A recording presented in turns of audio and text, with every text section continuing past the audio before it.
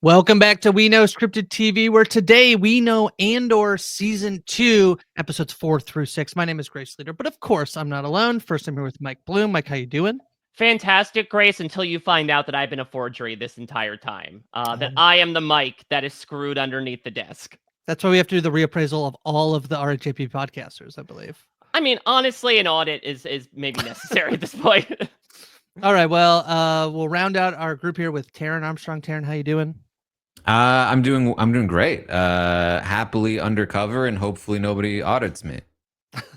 Well, you never know.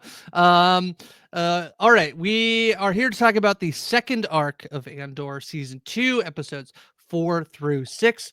We did the first batch last week, and we'll continue on this journey.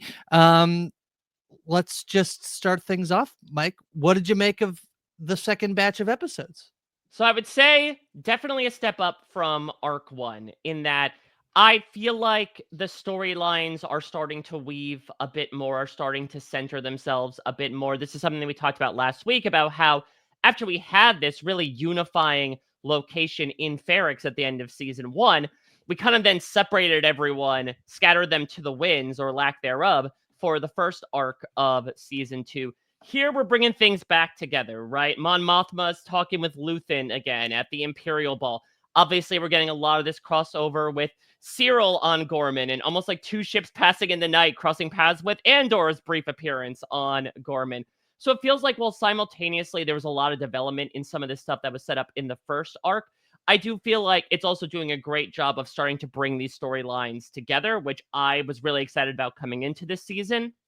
Now, this is also the first time we're going to get used to what will be a core conceit in this season in particular, which is that a year has happened now between not only seasons 1 and 2, but now between the first 3 episodes and these 3 episodes. And I will say right now, I'm not all the way in on it. I think that throwing us in to another 3 episodes a year later did serve to kind of halt the momentum briefly, and I feel like left a lot of things unsaid and left a lot of stuff that happened in the lurch that while some stuff was filled in for us, which was nice, a lot of other stuff just created a lot of out of context moments that were a little tough to parse through. So I'm intrigued to see if this will carry forward once we make another year time jump into this batch of next episodes. So overall, I enjoyed it. I had maybe a bit of a difficult time getting into it by just trying to stabilize myself as to what has happened since we last see these characters. Yeah, what about you, Taran? I thought it was great. Love the second arc. Very happy. Very happy. I was a little worried coming in. First episode was. I agree with Mike. It was. I think the complaints I had about the first arc were only magnified by how the second arc happened and started, where it was like, did I really even need to see almost any of what we saw in arc 1 for any of this to matter? Particularly Andor's mission and storyline. I feel like not really. I feel like I really didn't need to see much of that. But I really did like a lot of what was happening here. Really happy to get more of Luthen actually doing stuff. And I am a sucker for like undercover plot lines. And so I loved all of the subterfuge going on and the different sort of like things that had to be like. I mean, everyone's undercover everywhere, and it's really fun for me. So I really liked it. I thought it was very good. Yeah, I think I definitely do. I think the time jump is one of the concerns I have most about the sort of things as well from this batch of episodes. This is sort of the last. This is like the second and final season of the show. Like we will end this season presumably very close to the beginning of Rogue One, which I think like. To your point, Taran, of that first arc, I think I was the highest on it, and but I completely agree with your point that almost nothing really, in terms of like actual plot mechanics. There's a lot of like character stuff and maybe some overarching like stuff that they want to like sort of hammer into us in terms of like, but not that that's anything new. Like the Empire is bad. I think we all already knew that. And so we jump back in, and I do think the Gorman stuff, I think, is that feels to me like where we're I mean, we're heading to something happening on Gorman. I do still struggle with the idea that like, okay, now we're going to jump like another year, presumably, by next week, and then again the week after. And it feels a little bit like fragmented. And this is the thing that is really interesting about TV, in that on one hand, it's like, how can all of these things happen? If they condensed all this, how could all of this happen sort of in one time period? If you draw it out, it's like, oh well, there's really nothing interesting happening in the in between. And so I think that that's a tough thing to draw on. Mike, you and I were chatting before. The other thing we were sort of like trying to figure out was how much this show might have been affected by the strikes. And because they were filming in the UK, they were able to be filming while the writer's strike was happening. But I do believe that most shows that did that were not able to adjust any of they weren't able to rewrite anything. This is what happened with House of the Dragon.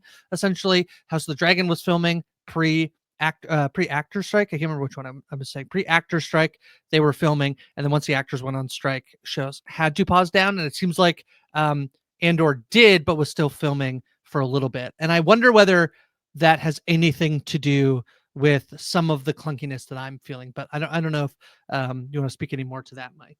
Yeah, I mean, I believe that season 2 filmed from, I think it was like November 2022 to February 2024. And for what it's worth, Tony Gilroy did stop working on the show once the strikes started. Given that timeline, I do wonder where they were in the progress. And then obviously, the show ended up coming out a year plus after the filming ended. So I'm not sure how much they had to rewrite from things like that. But it's interesting, I'm sure we'll get a lot from Tony Gilroy once this entire shebang has wrapped up, about the fact that he always conceived Andor as a 2-year story. But, we talked about this last week, that there is basically one, maybe 2 or 3 characters that have plot armor in this show. And we'll see in this episode, someone like Cinta ends up getting killed off. And I wonder if now we're going to start checking in every single year now with like, okay, so's dead. We already killed Brasso as well. And so we just got to kind of slaughter these people on the way to BBY. So it's an interesting crack into things, in that for many reasons. I mean, I think we expected as well. Season 1 was loosely constructed as like, okay, 3 episodes is centered around one primary story, one primary location, the heist storyline, the prison storyline.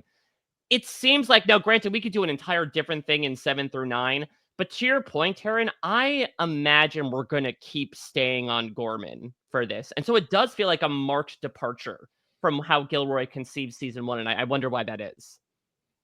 Yeah, it's interesting. It feels to me, it's giving me like Rome season 2 a little Oh bit. wow, fun. Where like we are now like speed running through history to get to the points that we need to get to.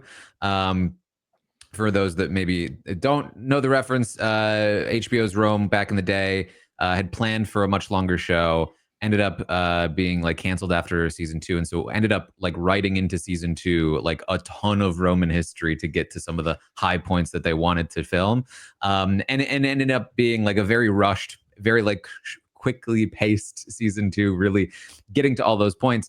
And it sort of feels like that's what they're doing here, but more intentionally, in the sense that like we are hitting on the high points of, and I got the exact same sense, Mike, that's like, we're just going to be shedding people along the way.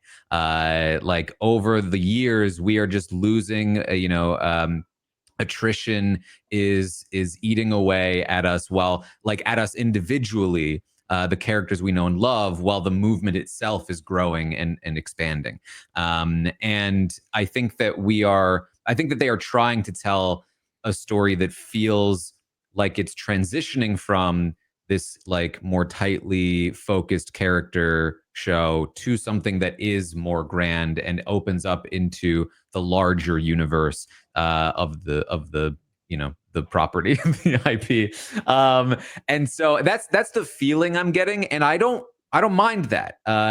They have, what's interesting about where they are positioned as a prequel to a prequel that is,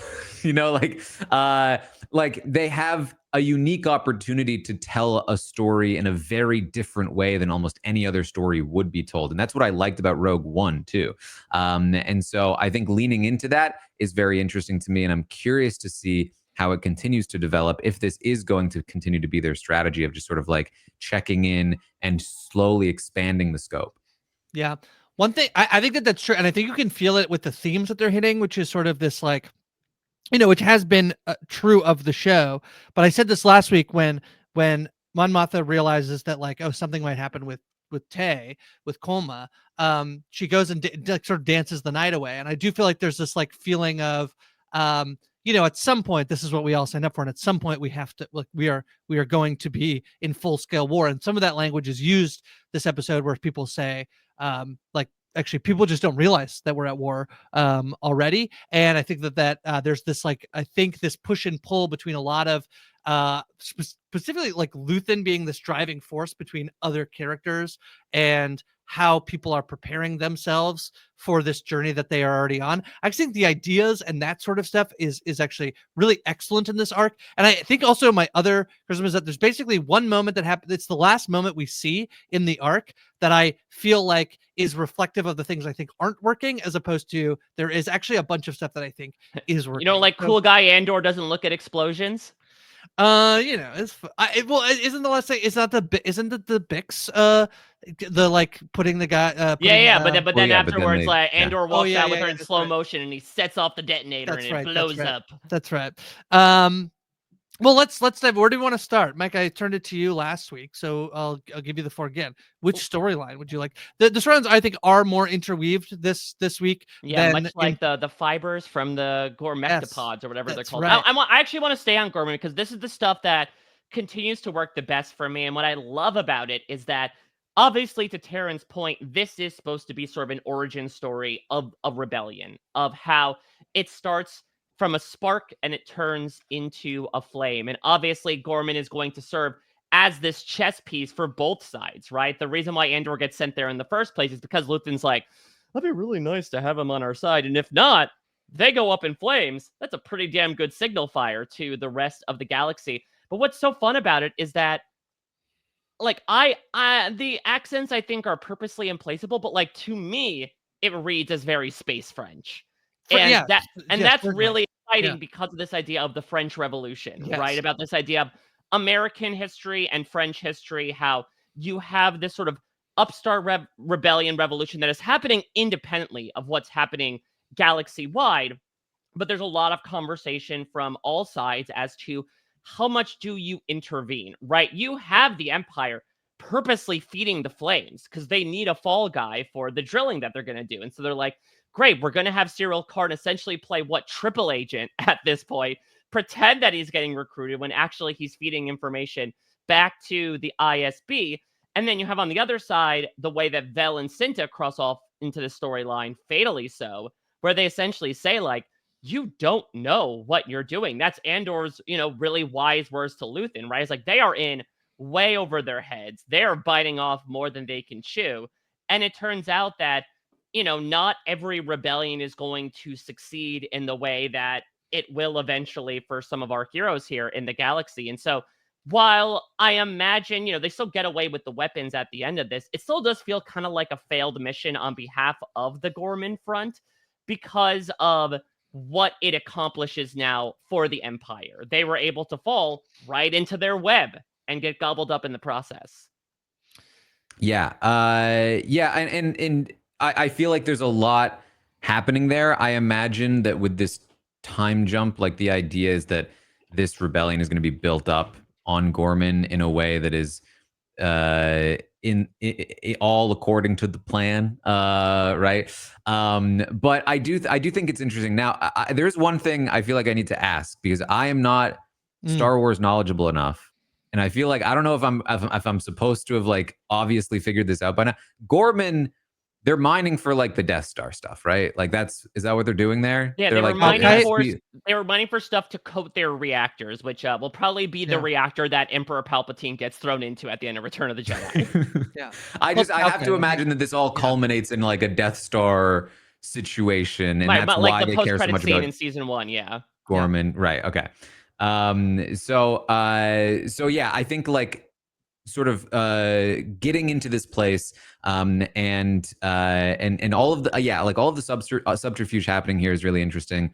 You have more of Luthen kind of being like, if they burn, they burn brightly, hopefully, and like, you know, I think that I think that one of the more interesting things about this show is like, how much do you agree with Luthen?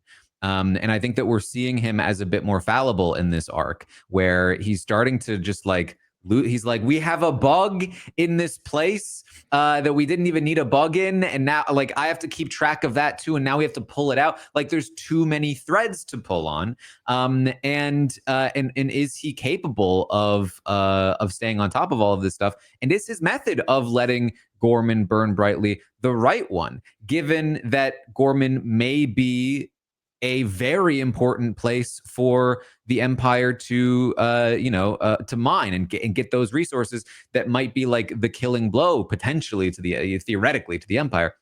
Like, I doubt that his plan would be, oh, let's let them make the Death Star so that we can blow it up someday. I would imagine that he would be like, oh, that was a sacrifice I thought would work well for us, but actually we gave them too much. And where do you draw that line, I think, is so central to Luthen's whole story.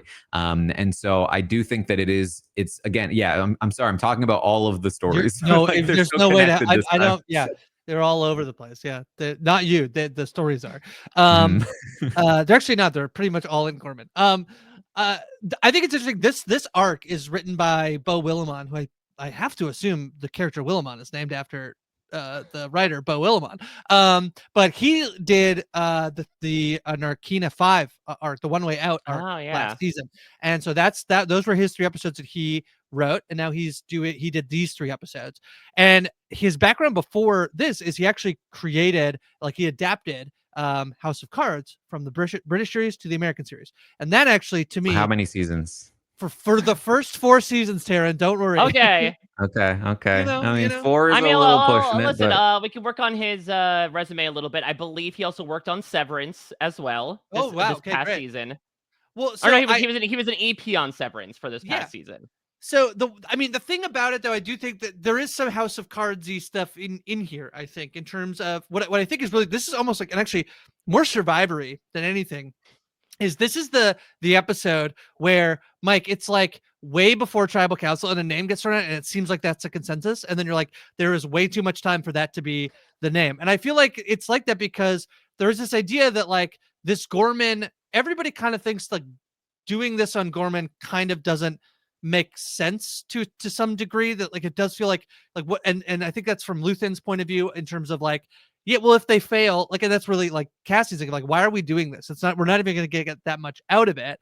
And Luth says, well, if they fail, you know, they'll burn brightly for us all to see. But what is really interesting, I think, in this situation is that Luthen is missing a key component of this, which is that the Imperial forces are letting this happen, basically. And then you have this extra layer within that of Cyril thinking he is onto something that Dedra and Krennic know is happening, and Partagas know are happening, and they're not gonna I think Cyril's at some point gonna be like, hey, like, and it's kind of the problem, I think, with the time jump stuff too, because I feel like we didn't end up really getting to, like, I feel like there was so much more in this piece that I would have liked to see, that I think we're probably gonna, like, it's not that we won't get the fallout, but we're going to kind of get an argument probably a year later being like, hey, remember a year ago when and I think that I sat here on my duff for 12 months in the ISB Yeah. branch on Gorman, and I think I finally realized now on the 1-year anniversary that things are not on the up and up. Because we did get a thing this episode where it was like, hey, remember that pilot who was stranded? We saved him. We saved Porco. Don't worry. And they're like, thank you. We appreciate it. Sorry, Tara, were you going to say something? I just want to ask about Cyril, because I was a little bit confused, and forgive me to the listeners, because we are recording at a time where we are not able to see a lot of other feedback for this show. I was a little confused about what they're hiding from Cyril in terms of this mission. That, like, his understanding is that they're using this rebel group to bait out the other rebels, whereas the actual plan is to just empower this rebel group to like, be the fire that burns brightly, and then they can like have controlled opposition essentially. If that is a correct assumption by me, I don't get the point of hiding the motives. Well, sorry, I assumed there was going to be more, Mike, here in terms of like this. Is what I was sort of waiting for was like Cyril's going to watch this thing happen, and I thought we were going to get a moment of him being like, "Why isn't anybody actually stopping this from happening?" And I think we'll sort of get this in the sense of like we know what they're doing. Why is nobody stopping them from doing the things we know that they're doing? I think we're going to get that basically. They a year basically from now. told Cyril, "We want them to succeed because we want them to get more and more Right. bold." That's why So they he say knew it like, was supposed yeah, to like succeed, go to right? the meetings, talk with the Yeah. council member, like throw a big staged hissy fit when it turns out that your office is bugged. So yeah, I think my read was your read as well, Taran, that he thinks.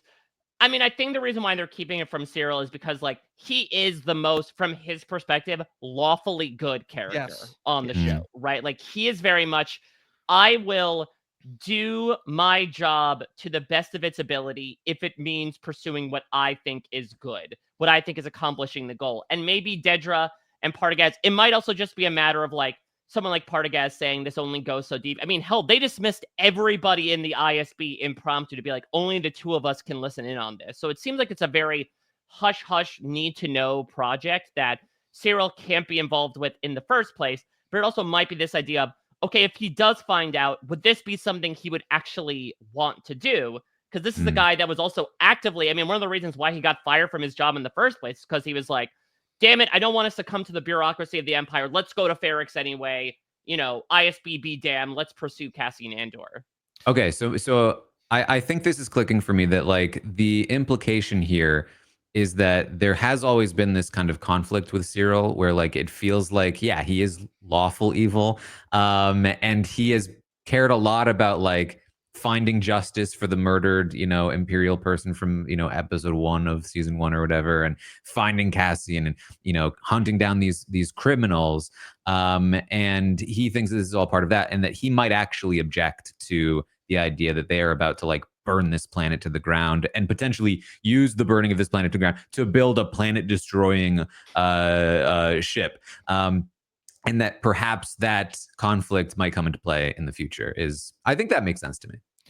Yeah, I read it. Yeah, mostly I think as like there's likely a point to which Cyril will say we don't really need to do that. I think like we might as well like we should like him pretending to be against some of these things might actually be a little bit real in the future if he finds out about the truth about what's happening. He's playing the part a little too well of like, yeah, you know what, actually, and that's what's interesting too. First off, I love the freaking reversal on the Andor dynamic, right? That here Cyril Karn is coming in, attempting to get, now granted, Andor was not necessarily like a rank and file member of the Empire, but like he's not really into getting recruited for this rebellion, but he's getting brought in on all these operations. So that was a lot of fun to see. But yeah, I could very easily see a circumstance where I don't know if he'd like fully join the rebellion. That's something that's more so out of like Star Wars Rebels than it is Andor. But I would absolutely imagine him having second thoughts, especially, if and when the betrayal by Dedra happens, it is going to break this guy. I mean, think about the hanky-panky that they had when the lights were off, when he had his like 1 hour conjugal visit on Coruscant. I did like so this whole idea of like the undercover Cyril, and then when Cassian was coming to like also play a role, I was like, it's double undercover, and if they see each other, this would be so funny. Of course they didn't, which I was a little disappointed by, but also like I was like, it would have been a little odd if they had. But like I really liked it. And then also when Cassian shows up and they're like, oh, we got good intel from a source that we flipped, and he's like, that's what they do though. I felt like this is exactly how I feel when I'm playing Blood on the Clock Tower. And I have a read on somebody that they're bad, but I have people coming to me like, no, they're definitely good. I'm telling you, I have solid info that they're good, and I'm like, but are you sure? But I can't really argue with you, but I'm not sure. Well, but I actually think what's also fun is that the equivalent of when Andor sits down with the daughter of this, what's his name? Like House Rylance. Rylance, yes, Mark Rylance showing up here. But when he sits down with the daughter of House Rylance, and he's like, why did you actively volunteer? all of this information without even getting a sense of who I am. It's very equivalent to like Blood on the Clock Tower, getting into a room with somebody and they're like, okay, here's my role and here's what I know. And you're like, you have no idea if I am good or bad at this point. Why are you giving me so much intel without trying to give at least some sort of a read? And so that's the entire sort of like microcosm of Cassian's entire time on Gorman, right? Is he's just saying, this is JV rebellion right now. You are all too green. And the more we get ourselves involved in this, the more it's going to be dangerous for all of us. And Luthen is the one, to our earlier point, that responds with, yeah, that's kind of the point. You know, the worst case scenario might be our best case scenario here. Yeah, the Cyril Cassian sort of comparison is very fun because I do think Cyril does kind of like the I think he actually does a pretty good job in terms of like being the spy. I know like eventually they're going to be like, hey, but if you look at the scenes that he's in, like he is not just someone of like, oh yeah, and what information do you need to know? Like he plays the part of being hesitant to give a lot of this information. I think very extremely well to the point that like that is actually how he builds the trust with them until obviously like then when Cash is like, yeah, but how'd you actually get that information? Like that's exactly the point. Like they would just, you know, I think it was very fun to see those two sort of in parallel with each other this episode. Yeah. On course. What I also thought was fun about the Gorman lore, the Loreman, if you will, is the fact that this planet has apparently suffered a huge amount. We find out about this like big, you know, demonstration that turns into this mass murder on behalf of a name drop. Grand Moff Tarkin ends up showing up here. And, you know, you could understand, that's what also makes this storyline so captivating, is like you could understand the perspective of the Gorman front. You know, they have underwent a lot of hardship to the point that, again, in a similar type of vein to Cassian's story, you have this one moment where he's talking with like the bellhop at his hotel, and the bellhop's like, yeah, my dad died trying to protect me, and I can't leave because I feel like this is the only place I know, and it's a community that I want to protect. And to a certain extent, they're just sort of like, yeah, they're building they took this place over, and they're building something that's putting a shadow on the monument to when they came in here the last time and slaughtered a bunch of us. This doesn't feel good. We want more information. And so, again, on the one hand, you can very much sympathize with Andor being like, these people don't know what they're doing. They're going to get themselves killed in the process.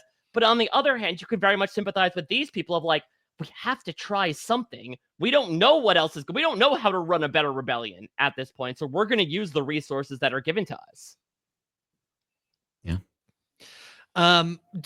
So this is sort of like the crux of this sort of thing here is that they're ultimately going to hijack this one carrier transport, and they're going to sort of time it out. And this is where Vel and Cinta are going to come in and be involved and sort of lead this operation and particularly Val, but Cinta as well, in terms of like this speech of like, if you don't do, I thought this was really interesting. I thought as well, in terms of, I do feel like there's this thing on the rebel side of feeling like what we want is freedom. What we want is to like not be under Empire rule. But in these moments, are like, if you don't do what you say, if you don't do the exact thing you say in this room, the whole plan is worthless and it doesn't matter. And like, you're not going to be a part of that. And that's sort of like that ethos being woven into a rebellion for freedom, I thought, Mike, was like very fascinating to watch play out. Yeah, I loved Vel's sort of pep talk here. Don't talk, don't think. If you can't do what you're told, you don't belong here. And to contrast that with one of the things that we begin with in this arc, which is Cyril FaceTiming his mother from Gorman. And she says, don't become an individual, Cyril. Right. It really is two sides of the same coin. But, you know, it's talked about more from like a militaristic soldier perspective. You know, listen to the people that know what they're doing. And I don't know about you both, but like the second she's talking about don't bring any weapons, you knew there was going to be something that's like, I know a little bit better. I'm pretty sure if I bring a blaster, I'm not going to need it. And I certainly will not shoot a main cast member by happenstance and kill them after they finally had this like enigmatic reconciliation with their lover. That was my least favorite part of the arc, was that reconciliation. because I don't know about you guys, but the second it happened, I was like, okay, so one of them dies. I was like, oh, okay. It was either Yeah, it was that, and I was also trying to put together like, okay, but like, what happened to them? Like, Cinta's talking about like, Oh, oh, I was hurt and Luthen had to take care of me, and I'm like, okay, did we see this? But is this just talked about? Because all we saw with Cinta was that she was the driver of Tay, the mysteriously missing Tay. Did anything happen with that? So it was simultaneously anchoring myself in the past, while to your point, also being like, oh yeah, this is unceremonious death written all over it. yeah, like me as a viewer, basically, partially because they were explaining things that I think happened off screen, and partially because I was like, there's no shot that this really like. Again, I'm not really invested in these characters in the first place. There's no shot that they're like gonna live much longer than this if this is like, because this is way too happy. So I tuned out. Like I was like, this doesn't really even matter. um, and that's just like my brain when I watch things sometimes. And then yeah, then you know, Cinta dies, and it was like I was not even remotely surprised. But I will say, to Grace's point, I think this does all tie into, you know, Vel talking about you know, obey. It all ties into the same thing, which I think is a huge part of, again, Luthen's storyline, but now really becoming a lot of their stories, which is that like they are becoming the Empire. Like they are becoming the people that they are rebelling against in order to rebel against them. And is that a bad thing? How much of that is a bad thing? And I think that again speaks to what I was saying before, where it's like the fact that Luthen's plan is actually the same as the Empire's plan, which is to let this rebel group burn brightly. I think speaks so much to how much he has become like them.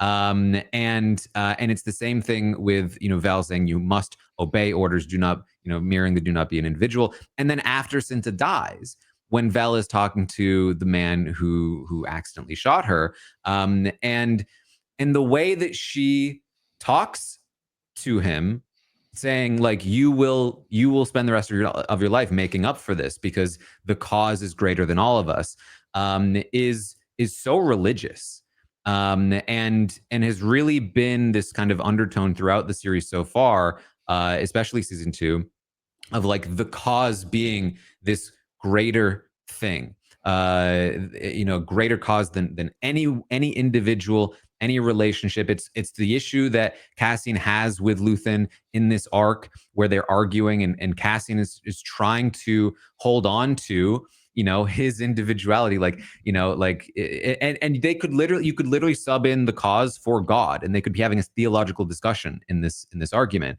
And this, you know, I think is it's just very interesting, and obviously again mirrors like the Emperor God kind of status of the Empire and the Emperor. And I think it's saying a lot, and I think it will continue to lead into this message and crescendo into something that that hopefully by the end of the season is really saying something about this whole mirroring situation, because I think it's really interesting. Yeah, I mean, at first I wasn't really jiving with Vel's speech, just in the way that it would, but I do think, sort of upon like sitting with it for a bit, and then also your read of it, Taran, I do think it does it in the way that she's just sort of like scolding this man. I mean, obviously, yes, like I mean, I guess he breaks the thing. He doesn't follow the thing that she just said, which is to obey. And she rightfully, I think, can be mad about Cinta dying.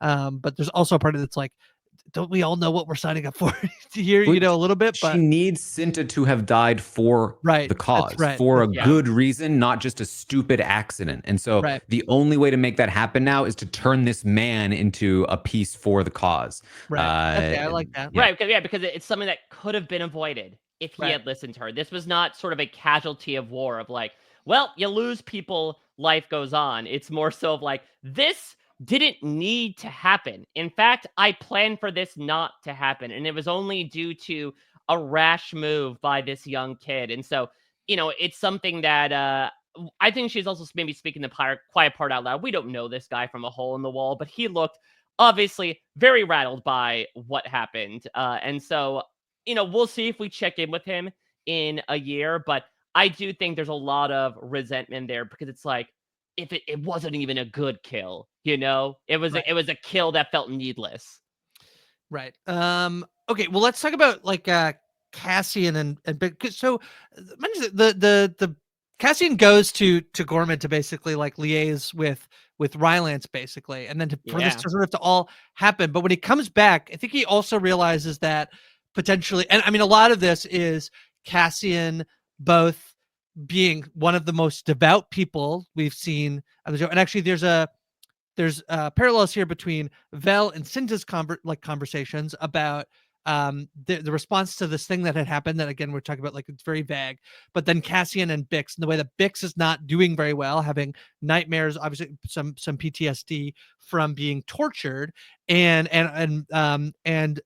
eventually Cassian's going to realize like, oh, like Luthen sent me, like he want, like whether or not he needed me to go, but he also chose to come while I was away to talk with Bix with this idea that maybe he would like send her back into action. And Cassian is very protective of this Mike, that sort of becomes a through point here for, and I think there are parallels with Vel and Cinta as well about Luthen needing people. You can't have anybody who's sort of on the sidelines as you're planning a rebellion. What I think is so interesting, though, is that the most liberating moment that Andor has with Bix is what happens at the end. So it's not Right. even like, oh my God, I need to make sure that Luthen doesn't send out with Bix to fight. I think the lesson that he comes to at the end of this is like, no, she's an animal that just needs to be freed at this point. I'm not going to try to domesticate this animal. And I think that's what is so intriguing about this as well. And I mean, something that we should definitely keep an eye on because look, watching Rogue One, Cassian Andor, a major part of the rebellion. I have heard nothing about Luthen Rael. So it looks like I would imagine we are going to be getting to a place where there is going to be a rebellion against the rebellion, in a manner of speaking, that Luthen will fall in some way, either his ideals or himself in particular. And this idea that Cassian is more so espousing, right? Which is like, don't. It's weird because when he has that dialogue with Luthen that we've referenced so much, Andor says, "I'm thinking like a soldier," and Luthen replies, "Think like a leader." And that sort of represents the general difference in temperament that they have. Is that Cassian feels like he's more so like sort of associating with the people because he came from that. He's saying this is not something that they should be doing. This is not something that we should be getting involved with. And then when he gets back, I would imagine that Luthen, who has kept them up in this safe house for basically a year at this point, I would imagine probably wouldn't want them drawing a lot of attention to themselves by sneaking into an Imperial facility and, torturing Dr. Gorst and blowing up a part on the way out.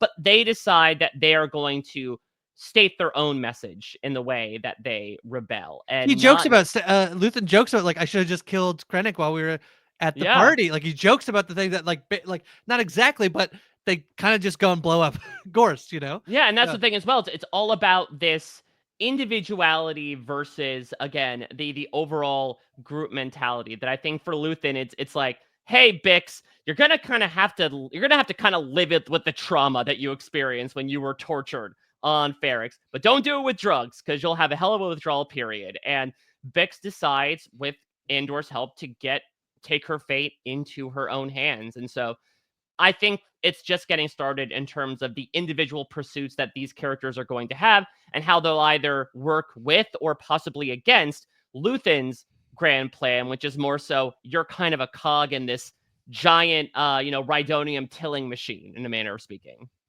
And yeah, and I think that's super interesting in how we talked about how Cyril might be a mirror to Cassian, and we're talking about his potential arc of maybe also deciding, and this is maybe a bit preemptive, but maybe eventually deciding that he is a bit more of an individual than the Empire allows for, in the same way that Cassian is fighting against Luthen to try to be more of an individual. And yeah, I don't want it to be like understated how like prescient this show is, how like Yeah, for real. speaking to the times this show is, that like it's genuinely like exploring these concepts that I like. How do you rebel You know, like how do you exist, and do how deeply down a dark path do you need to go? How much do you need to stoop down to the level at which you feel like you are being fought against to fight back? Is such like a timely message. Mm. The building the monument, building the armory over the monument.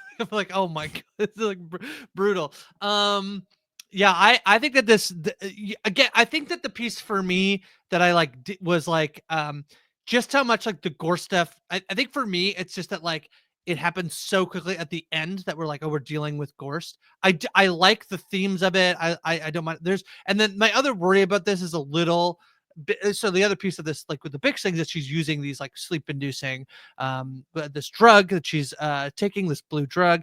There's a Like little blue that I'm milk. like, yeah, that's right. I'm a little like there's some tropiness, I think, to that it feels like it could be. Ultimately, I think it's like not quite as bad as I think it could have been. But for those, I do think like the show, for as much as it like has all the time in the world, also feels like sometimes it's like rushing to get to a thing because it wants to do this now. It is a fine ending to like, and I think the reclamation of like her torturing the person who tortured her is, works. But that's why like what that's the thing I was referring to earlier when I feel like there's a little bit of a pacing issue with it. But overall, I do think the Cassian Bix and the Cassian Luthen stuff does work for the most part. Yeah. I would Yeah, say that last moment, I agree, helps steer it away from it going too tropey. Now maybe we're still gonna get that, and 7 through 9 will be the after school special of big drugs are bad, okay?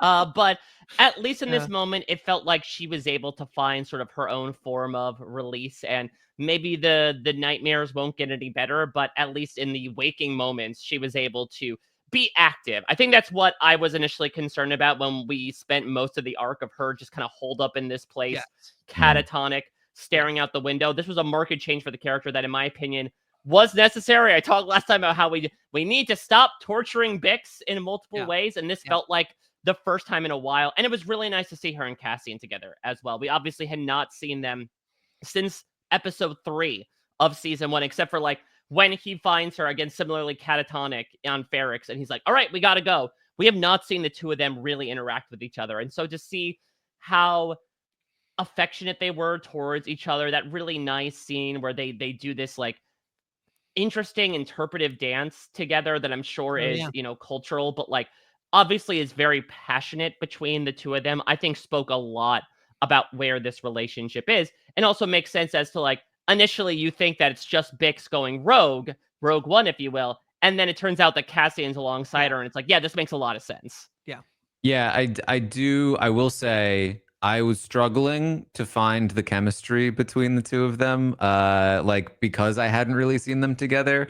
And yeah, I just was like, I just didn't really buy them as a couple. I feel like this arc did a lot of work to get me there. I don't know if I'm like 100% there, but that was an issue. But I agree, Mike, though, that like, I think that the ending of this arc pulls it out of that territory of feeling very rote. And because it was, I think, very unexpected, and it's a very sort of like, again, twisted way of pulling us out of this thing where, again, like rebelling is the cure all to all of your ailments. But, is it good? Like, was they just murdered and tortured a dude? Like, with this is it feels very good in the moment, but how good actually is it is sort of another. It wasn't like a feel good moment necessarily, as much as it was just a cathartic one. And I think that again speaks to the themes. also, we're gonna be pretty close to the beginning of Rogue One, and yeah, we're gonna have to figure some stuff out, which like Yeah. could not be great. So I'm a little worried, but we Oh, shall what see. about big twist here? What if Bix dies, but her consciousness is implanted in what is it, B2SO, which is the Alan Tudyk Yeah. droid? Okay. Fun. Um. Let's K2 shift to K2SO, sorry, K2. K2SO. Let's switch to Luthen. I think because Luthen is there's obviously tangential here with Bix and Cassian, and this story is going to be also with Clea, and this is where we get Mon Mothma in terms of we're going to be at sort of the Skolden, this party that he's hosting where he has a relic, but it turns out one of the relics might be a forgery, and so he's going to be reappraising all of them. Clea finds out via her like comms, and she sort of chats with Skolden's assistant, and we do end up getting this scene, sort of not heisty, but she's trying to get the. I guess there's a heist. She's trying to get the microphone bug out of one of the artifacts with the help. She lures in Lonnie to help her. There is a thing I had a question about, which is we meet someone I believe referred to as Senator Organa, but and is that a recasting for like because in Organa is in Bail Organa is in Rogue One, played by Jimmy Smits. This is not Jimmy Smits. This is another actor who's on the tip of my tongue that I can't quite remember. And so, do they just do a recast, or is this supposed to be a different Organa? Do you know, Mike? I couldn't quite. No, I mean, I would imagine this was Bail Organa. Maybe it was just a thing that they did what Mando didn't, which was Mando for their Luke Skywalker cameo brought in Mark Hamill and did the weird AI youngifying stuff instead of like bringing in a Sebastian Stan. Maybe they actually listened to themselves and were like, all right, we'll just bring in a younger Bail Organa. Because listen, Jimmy Smits, I always love when he pops up in this stuff, but maybe he's a little too long in the tooth at this point to like personify the earliest version of Bail Organa that we're supposed to see in the chronology here. It's, I mean, like my mind works a little bit on over of being like, oh, we're only like 2 years out from Rogue One, which he's then in, but you ultimately it doesn't matter. Like it's television, you have to do something, but it's kind of fun to get it is an Organa. It is a strange choice given how brief the appearance is. There's a lot of Reddit posts though being like, so like Bail Organa has to be in Andor, right? Like there's a lot of that, so I do feel like this is a smidge of like we have to get him in, and if Jimmy Smits was unavailable, even like we don't quite know yet. So yeah, well, I mean, yeah, he's got to have more of a role because you're not gonna do the whole effort of introducing this character, and it's fairly well known. I recognize. Yeah. And I will say this is probably the thing in the arc that worked for me the least, which I think speaks again to how much I enjoyed this arc. Is like Mon Mothma's mini arc of how she's also kind of involved with Gorman, right? That she is trying to repeal the Pord, which was this big directive that they put out that actually helped put Cassian in jail. But they're like, all right, basically anyone with priors is going into prison, and trying to like say that Gorman shouldn't be the target. She's not getting a lot of support on the Senate floor. Wait, a storyline where they can just, that's weird. A storyline where they can just put anybody in jail and send to port, you know, like round them up no matter. Exactly. Even if they aren't really, they just mistake their tattoos. You can't spell deport without PORD. But there's not enough resistance in government to do anything about it. Exactly. So I think that was, I'm sort of was kind of meh on that, but maybe more so for me, it was like, again, we talked about this last week, but like, no mention of Tay in this episode, or like what they did with him. Just that he's missing, right? Just that he's missing. So we get this brief interaction between her and Luthen where she's asking about her cousin, right? Who is Vel, right? Like that's and so maybe I'm reading into it, but I got the sense that was their sort of like, here's the update on what happened with Tay, which is that like she's gonna be like, who's the next person we have killed? Is it Vel yet? And he was like, no, she's on a mission. Like, wow, do you need to tell her something? No, I'm just worried about her. And that I read into that a little bit, mostly because I thought she might ask about Tay, and she didn't. And she hadn't asked about Vel, but I feel like there was something there, which is interesting because Cinta takes Tay in in episode 3, but then like Cinta dies with Vel. Like that's anyway. And then maybe she got really hurt in the process of killing Tay. Maybe she shot him off a cliff, and then she fell off the cliff in the process. Like maybe she like crashed the transport thing. Yeah, she's like, all right, bye-bye, we're leaving the wedding.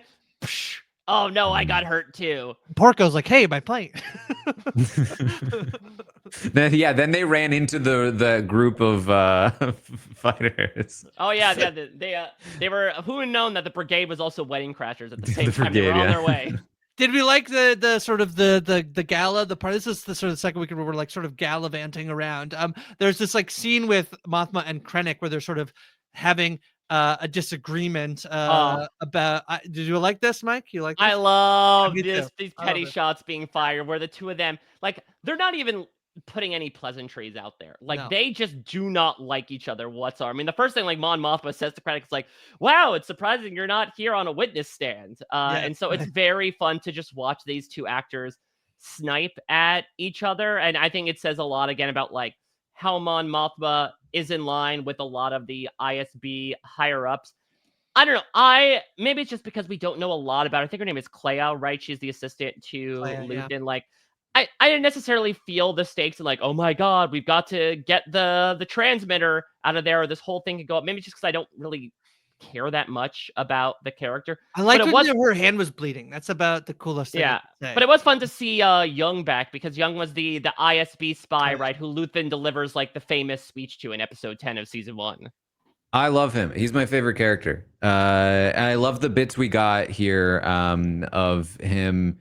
I think we're talking about the same person. Him like in the Imperial thing, like essentially like playing Big Brother and like Yeah. gathering allies. Yeah. Like, hey, He Brindy, gives and the take me speech to the lunch. Partagas, right? Is that right? Yeah, well, he's the one Yeah. that's basically like tells Partagas like, listen, we're all overworked. We got a lot of supply and not a lot of demand, or maybe vice versa. And everyone's like, thanks for saying what I was thinking right now. You're really a man of the people. Especially, really yeah. Go ahead, Taran. the way that they contrasted him with Yeah. Daedra, and like her trying to like get her way, talking to a guy, and then him talking to that guy right after, and then later on they're like at the party and they're like even more chummy, and I just like I like him, and then for him to be thrust into that situation too was very funny to me. I really liked the gala stuff. I thought it was actually really tense in a way that I am not usually bought into, I think, in a lot of stories, because this show is going to end this season, and at some point Luthen and Mon Mothma, and like at some point this is going to come crumbling down to some degree, and I don't even really fully know the extent to which, because I'm not knowledgeable about Star Wars, and so for all I know it could be right here, and something happens and they have a contingency plan and they maybe get away, but now their cover is blown, or whatever the case may be, and so it did feel genuinely tense, and I do think this one, for me at least, as opposed to the Cassian detour last week, seemed to serve a purpose, in that it's showing the cracks in Luthen's armor, and that like things are getting like they're just overflowing for him. He's no longer kind of like the spider in the shadows. He's now like desperately trying to plug as many holes as possible, because things are about to boil over right onto him. And for that to like literally be right there, I thought was really, really interesting and really tense. And it had my favorite Imperial spy in there too, so that was fun. Yeah, no, I agree, because I think the idea that Luthen and Mon Mothma are like, I mean, this is back-to-back weeks where we've had these episodes of them having to, as much as we have like Cassian and Cyril going undercover, like their whole thing is a front, like their daily rights between the antiques shop and being a senator, and so yeah, it does feel like pretty soon it all has to sort of like, eventually you have to be in full rebellion. There is the line of like, we're already at war and some people don't know it. Eventually everyone will know it. And these people are so front and center.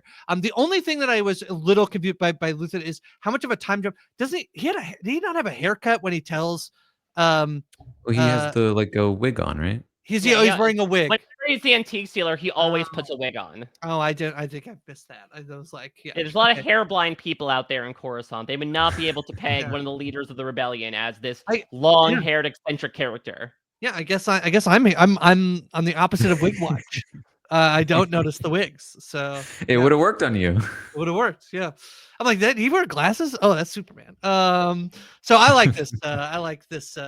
This one. Yeah, and it's also fun again to talk about like these lived-in elements. These are very small, but like I ate up the Good Morning Coruscant talk show. I know it was just set dressing to be like, oh my god, did you hear the Imperial Ball's happening tonight, Linda? But like, it's so much fun.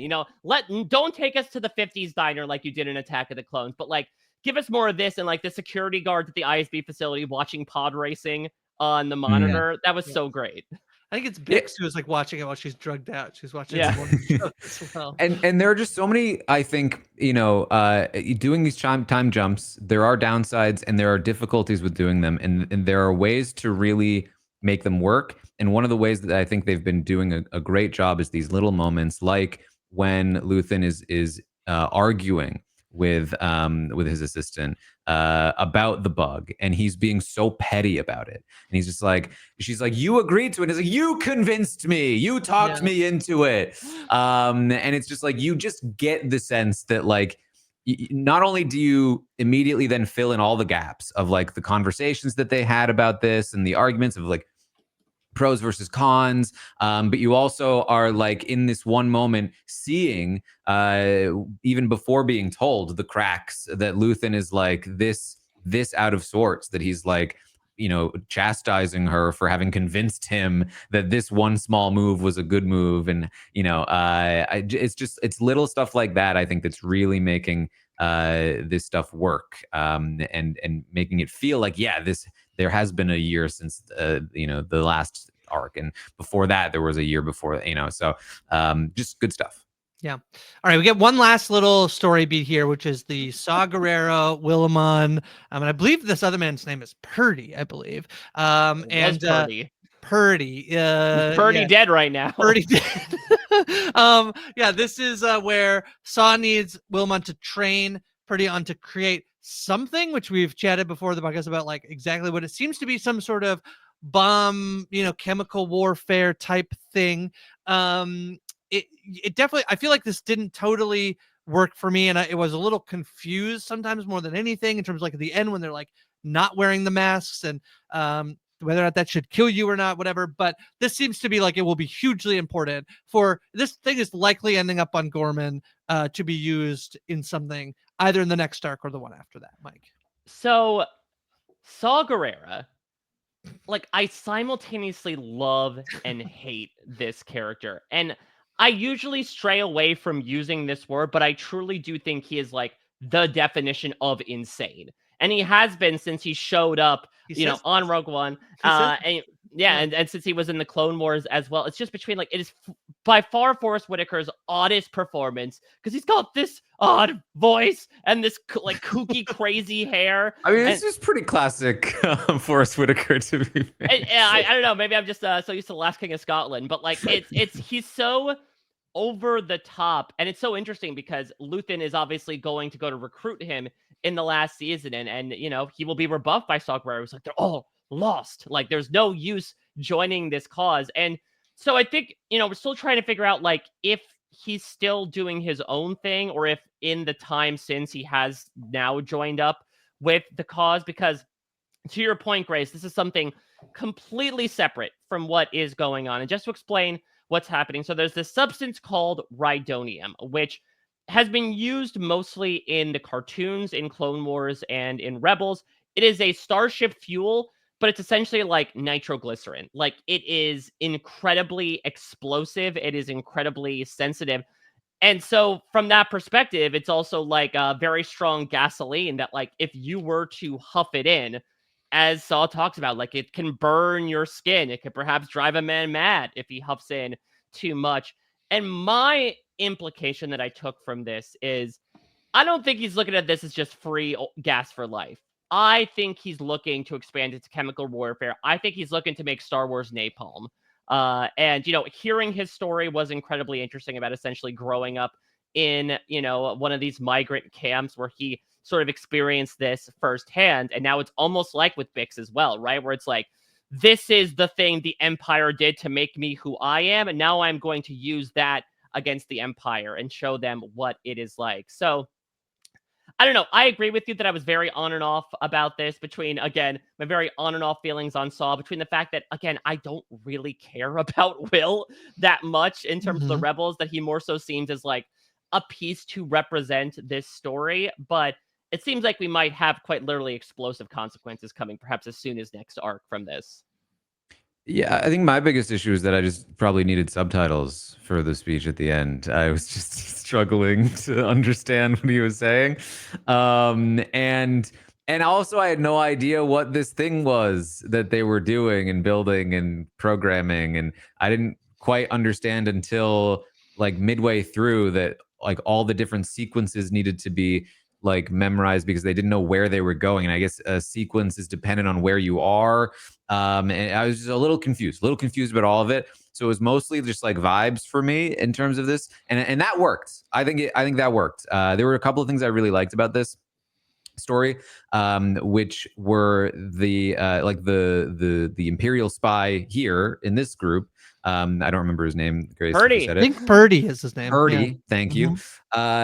I thought this was very interesting in how this was presented. So Purdy is learning how to program this device, and he asks Will like, "Hey, well, who taught you all this, man? You're so good at it." And I believe it was like, well, not supposed to ask questions. I was like, oh, that's okay. I get why you wouldn't be able to ask questions. Didn't It was like a red flag, but like didn't think about it. Then when he's talking to Saw later, and he's like, it's just so hard. Like if I just knew where we were going, then I'd be able to hone in on a thing. I was like, that's sketchy. But he's he was saying to Will, it's hard. I'm sure it's fine. And then when they revealed he was actually a spy, I was like, damn, I saw the signs and I didn't even question him. And I think it just worked on me. It was so effective to convey the level of paranoia that they experience. Out of necessity because he was a spy, and so that was really interesting. And then seeing this kind of potential transformation in Will at the end. Again, I didn't really understand a lot of what Saul was saying to him, but the vibe I got essentially was like this sort of inspiration to join him in his insanity, to like just run away from the pain that you have experienced and join me in being free from all of that and like just existing in this space where we are going to like just raise hell essentially. And to see him like rip off the mask and scream, even though I don't really remember who Will is or care a lot about his character, that was powerful to me. Like he's been this very like timid character all season so far. And so to see a transformation like that in him, which echoes, I think, some of the transformation we're seeing in Bix as well, I think is interesting. And again, just speaks to the way that they are all transforming in service of this one goal, this one cause. Well, and I think when we talk about, again, the way that Andor and Luthen disagree about how to handle Gorman, right? Which is the idea of like treat them as people versus essentially treat them as assets. Saul is kind of jockeying for the latter, right? Where the part of the speech that he gives Taran to fill you in a little bit is like, she says, she's my sister Rido and she loves me. That itch, that burn, you feel how badly she wants to explode. You think I'm crazy? I am. Revolution is not for the sane. We're the Rido, kid. We're the fuel. We're the thing that explodes when there's too much in the air. Let it in, boy. That's freedom calling. Let it run. Let it run wild. And so I think he's essentially saying, like, no, we are supposed to immolate. We are supposed to light up this fire that burns so bright that you can't help but look towards it. And yes, we may die in the process, but if anything, we need to give up our bodies and our minds and our souls to the cause so we can burn fast and burn bright. The details of that speech make so much more sense to me now that you've explained to me that the thing was Rido. Yeah. I think it's fun in the sense that, especially when you contrast it. So I think it does a really good job of mirroring a lot of the themes from the rest of the storylines, while also being really the furthest removed. It's basically the only storyline that doesn't at some point in the episode mix with something else in the way this is like also where like this thing that like Cassian is fighting against, and even Luthen is fighting a little bit, and sort of Bell is in the thing of like, don't just do what you're told. The further out these people are, like he says, revolution is not for the sane. And if we now have like Will basically like bought into that philosophy, it feels like a very fun mechanic to throw in while they have basically the explosive gas that presumably will be used for some sort of mission on Gorman or attack. Something will happen. So I actually, I was not high on it, but I think much like unlike Saw and Purdy, not Purdy, he's dead. Will, but overall, I think it actually is. I think it's obviously it's basically a MacGuffin here for like the like explosive gas. Here you go.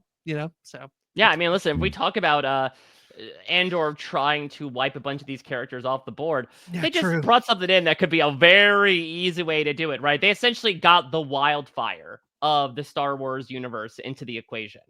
Right. All right. I feel like that's what we did. We miss anything from the episodes, Mike, Taran? Is there anything else we didn't discuss? I will say, if there's one thing that season 2 has over season 1 of Andor right now, it is delivering on the promise that we will get Cassian Andor in a bunch more spy outfits.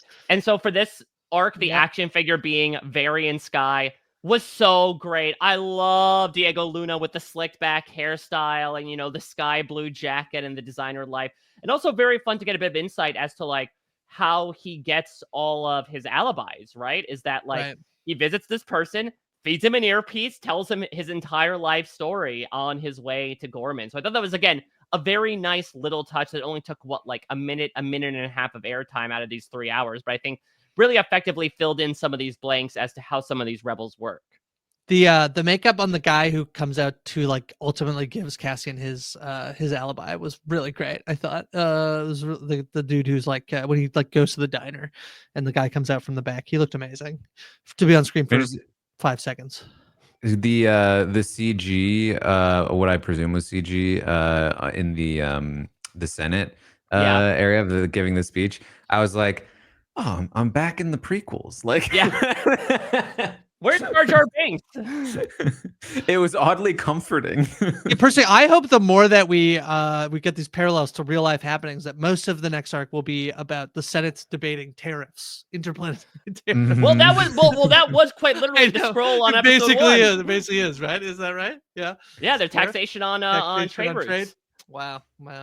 Before his time. All right. Well, very excited. I think a pretty good batch of us. I actually find these are well worth like even if I'm like I have issues with some of the things or the pacing. I feel like there's a lot in here to dig into that feels like obviously incredibly intentional. They're very like dense episodes, but they're very fun to then talk through and try to like sort of figure out everything they're trying to do. Even if I don't always think it's executed well, I appreciate a show like this trying to do as much as it's trying to do. So we'll be back next week. Mike, quickly, where can people find you online? At a Mike Bloom type. You, Taran? Twitch and YouTube. I'm at Hi from Grace or at Go from Grace related platforms. We will be back next week with another recap of another batch of episodes. Until then, see you next time. Bye-bye.